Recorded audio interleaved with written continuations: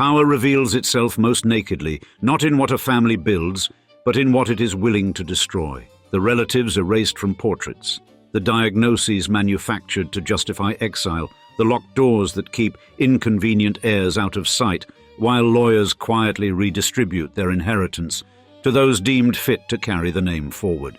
The Vanderbilts built one of the largest private fortunes in American history through steamships and railroads, but behind the marble facades and museum-quality art collections lay a patriarch who weaponized the asylum system against his own wife and son, using physicians' signatures and lunacy proceedings to remove anyone whose illness, defiance, or simple existence threatened his absolute control over the dynasty he was constructing. Cornelius Vanderbilt, the Commodore, contracted syphilis in his late teens from a prostitute and passed the infection to his first cousin and wife, Sophia, introducing into a bloodline obsessed with purity and strength the very disease Victorian medicine associated with madness, degeneracy, and hereditary taint.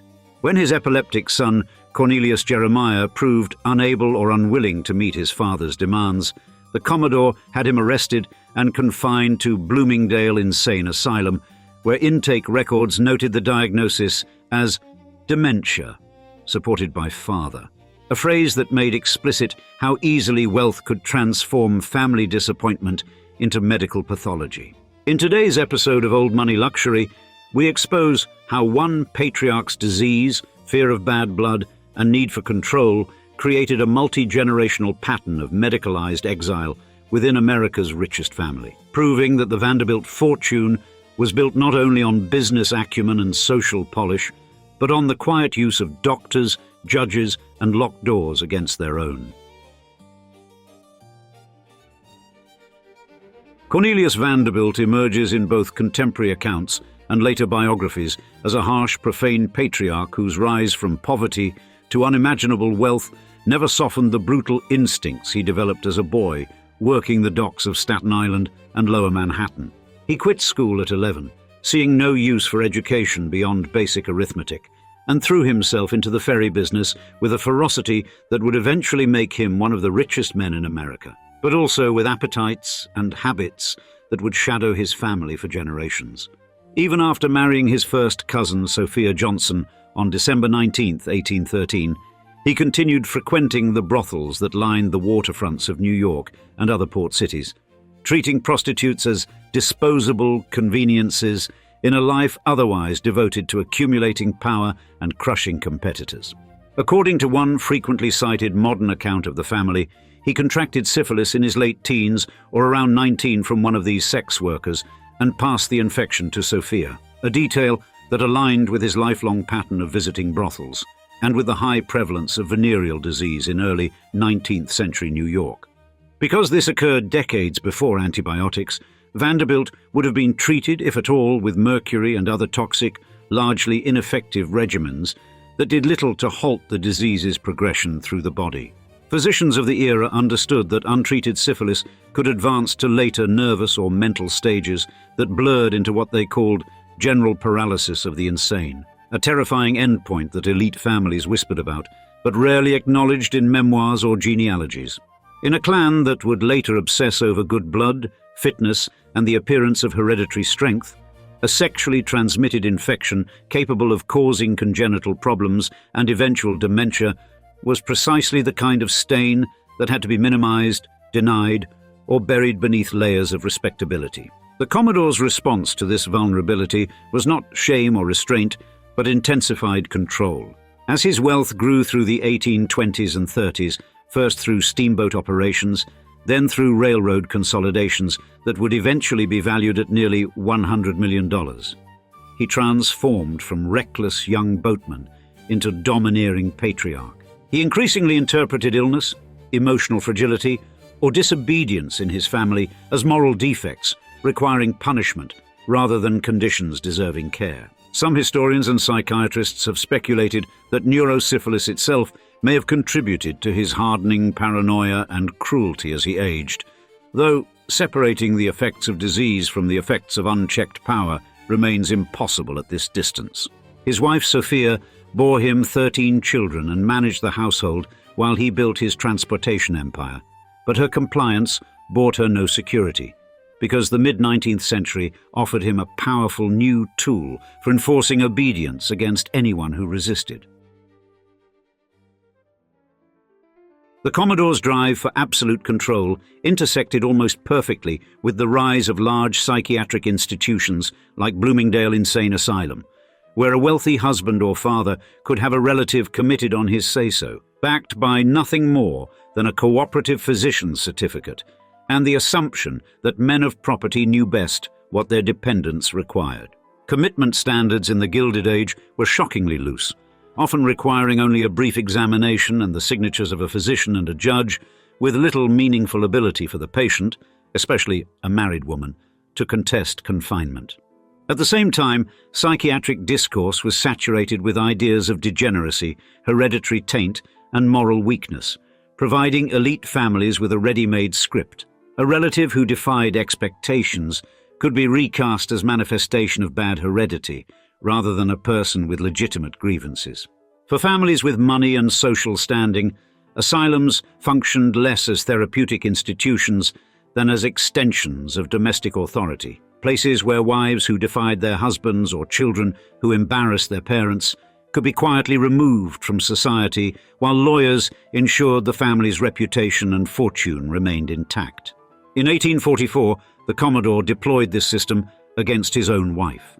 He sent Sophia to Canada under the pretext of a healthful trip, then used the opportunity to arrange for her commitment to Bloomingdale Insane Asylum over the protests of nearly all their children. Her supposed instability coincided suspiciously with marital conflict. She had resisted his demand that the family relocate from their established home on Staten Island to Manhattan, a disagreement that in any ordinary household might have resulted in argument or compromise, but in the Vanderbilt household became grounds for psychiatric intervention. He presented her to physicians as unstable and in poor health when she had mainly committed the offense of having her own preferences about where to live and refusing to abandon the community where she had raised her children. The commitment was brief. Sophia was released and returned to the family, but its message was unmistakable to everyone who witnessed it. Defiance of the Commodore's will could result in being labeled insane and locked away, regardless of whether any genuine mental illness existed. The episode established a template that would recur across Vanderbilt generations. Psychiatric language and institutional confinement, deployed not to treat illness, but to enforce obedience, silence dissent, and maintain control over family members whose behavior threatened the patriarch's authority. For Sophia, the experience must have been devastating. Her own husband using doctors and asylum walls to punish her for disagreeing with him about a real estate decision. But she had no legal recourse, in an era when married women possessed few rights, independent of their husbands, and when a man of the Commodore's wealth could purchase whatever medical opinion he required. She remained married to him until her death in 1868, having learned what happened to Vanderbilt women who resisted too openly, a lesson the Commodore would soon apply with far greater brutality to the son whose epilepsy made him vulnerable in ways his mother had never been. Cornelius Jeremiah Vanderbilt was the Commodore's sensitive, epileptic son, a young man prone to depression, gambling, and desperate borrowing, who lived under a patriarch who treated any sign of weakness as moral defect rather than medical condition requiring compassion or treatment. In an era when epilepsy was poorly understood and often conflated with insanity or degeneracy, Cornelius Jeremiah occupied the worst possible position. Visibly ill in ways that embarrassed his father, emotionally fragile in ways that invited exploitation, and financially dependent on a man who saw dependency as contemptible rather than as the natural result of chronic illness. His father's response was punitive from the beginning. In 1849, after an episode in which Cornelius Jeremiah ran up expenses in California during the gold rush and attempted to charge them to his father's accounts, the Commodore had him arrested upon his return to New York and forcibly confined to Bloomingdale Insane Asylum, the same institution where Sophia had been sent 5 years earlier. The intake notes recorded his diagnosis with chilling clarity: form of mental disorder, dementia, supported by father. That phrase made explicit what the Sophia episode had implied, that the diagnosis rested less on objective medical examination than on the elder Vanderbilt's assertions that wealth could purchase whatever psychiatric label a family required, and that asylum commitment had become an instrument of patriarchal control rather than therapeutic intervention. The conditions inside Bloomingdale were far from the restful retreat its pastoral name suggested. Patients in 19th century asylums faced cold water baths meant to shock them into sanity, physical restraints for those deemed uncooperative, and isolation cells where difficult inmates could be confined away from other patients and staff. For a man already struggling with epilepsy and depression, such an environment would have been psychologically devastating. Punishment dressed in the language of cure, administered by physicians who took their instructions from the man paying the bills. The confinement was not an isolated punishment, but the opening act of a sustained campaign to marginalize Cornelius Jeremiah within the family structure. Over the following decades, the Commodore would repeatedly use the threat of recommitment and the stigma of his son's asylum history to keep him dependent, compliant, and excluded from any meaningful role in the family's expanding business empire. Every seizure, every gambling debt, every emotional collapse became evidence not of a man struggling with illness, but of a son who had proven himself unworthy of his father's name. And the asylum records existed to confirm that judgment whenever legal or financial disputes required documentation of his unfitness. As the Commodore aged and his fortune swelled toward the $100 million mark, the question of succession became increasingly urgent, and Cornelius Jeremiah's mere existence posed a problem that asylum commitments alone could not fully resolve. Under New York inheritance law, a son could not simply be written out of a will without legal justification that would survive challenge in probate court. The Commodore needed something more permanent than periodic confinements. He needed a formal legal declaration that his epileptic son was mentally incompetent, creating a paper trail that would protect whatever testamentary arrangements he chose to make from being overturned after his death. In the 1860s, he hauled Cornelius Jeremiah into formal lunacy proceedings that doubled as inheritance strategy, branding him legally unreliable just as the patriarch was solidifying his succession plans and deciding how the vast Vanderbilt fortune would be divided. The lunacy proceeding accomplished multiple goals simultaneously. It created a legal record suggesting Cornelius Jeremiah was unfit to manage money, it provided justification for reducing his share of the estate, and it sent a message to other family members about what happened to Vanderbilts, who failed to meet the Commodore's standards of strength and self-control. Within this pattern, asylums and courtrooms functioned not as neutral settings, but as extensions of the Commodore's authority, places he could deploy to isolate, coerce, or punish relatives whose behavior, illness, or simple disobedience threatened his control over the family and its burgeoning fortune. When the Commodore died on January 4, 1877, his estate was valued at approximately $100 million, a sum that made it one of the largest private fortunes ever accumulated in America to that point. The will made his intentions brutally clear.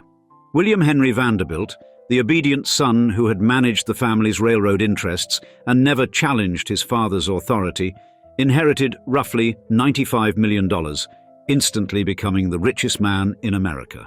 Cornelius Jeremiah received a trust fund of $200,000, less than 1/4% of the estate, structured so that he could never touch the principal, only the modest income it generated. He'd spent years being diagnosed, confined, and legally diminished by his own father.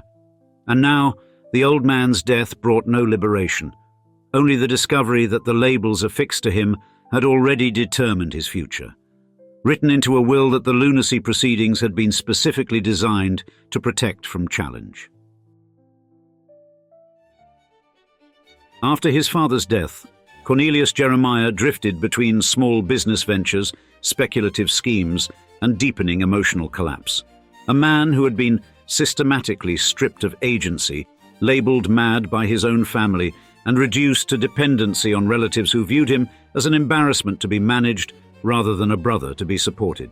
The lunacy proceedings and asylum commitments had accomplished their purpose. He was legally and socially marked as unreliable, which meant that even the modest trust fund he received came encumbered with restrictions that made genuine independence impossible.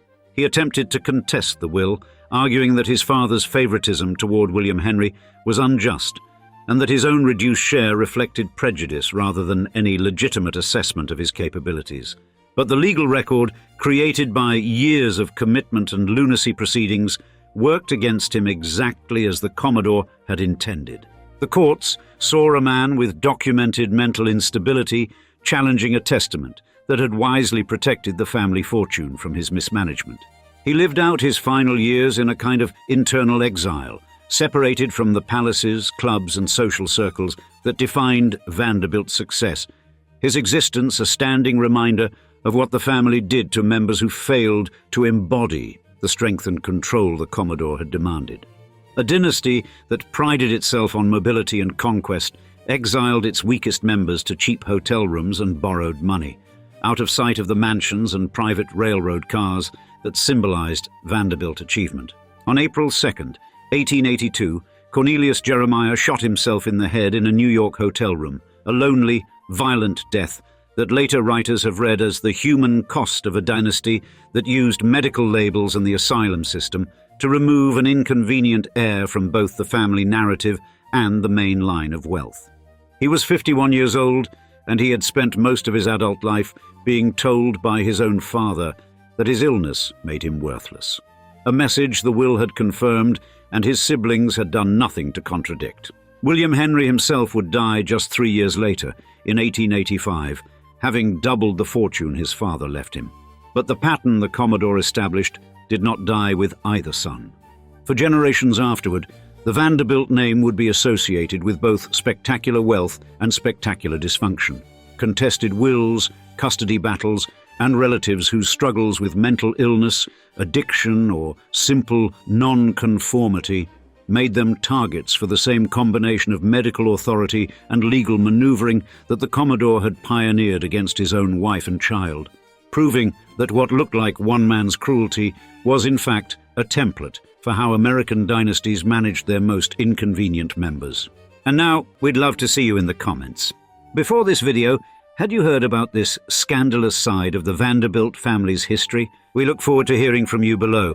And thanks for joining us for another episode of Old Money Luxury. Cheers.